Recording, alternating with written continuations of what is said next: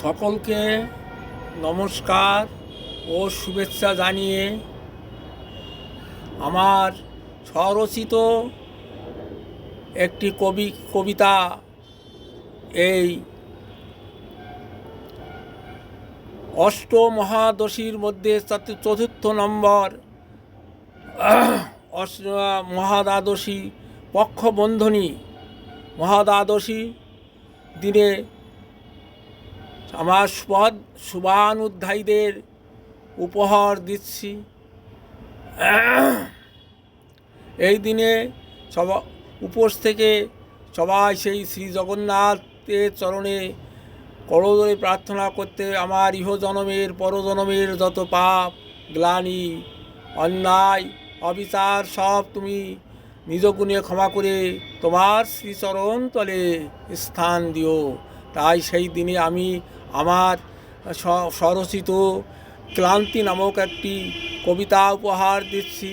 যদি কোনো সহৃদয়বান ব্যক্তির হৃদয়ে জাগে তবে আমাকে উৎসাহ দিবেন, লাইক দিবেন, সাবস্ক্রাইব করবেন, এই কামনা করে আমার কবিতা আমি শুরু করছি।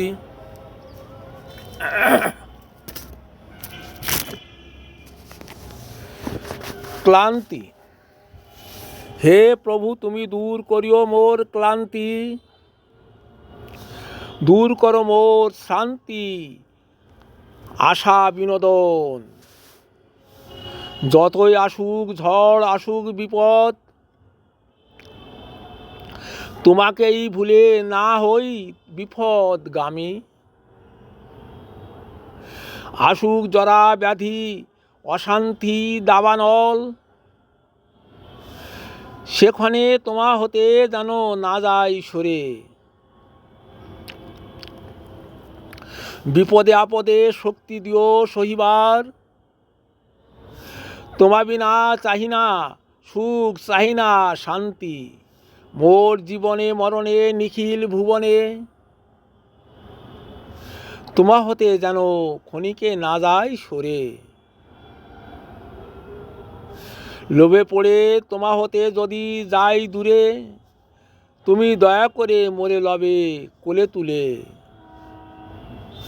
তোমার করুণা রাশি সদা যাচ্ছে ভাসি, তাহা হতে যেন সদা না হই বঞ্চিত। যত পারো দিও কষ্ট তাতে ক্ষতি নেই, খাঁটি সোনা করতে জ্বালাও দিবা নিশি। দিন শেষে রাত্রি এই জগতের রীতি,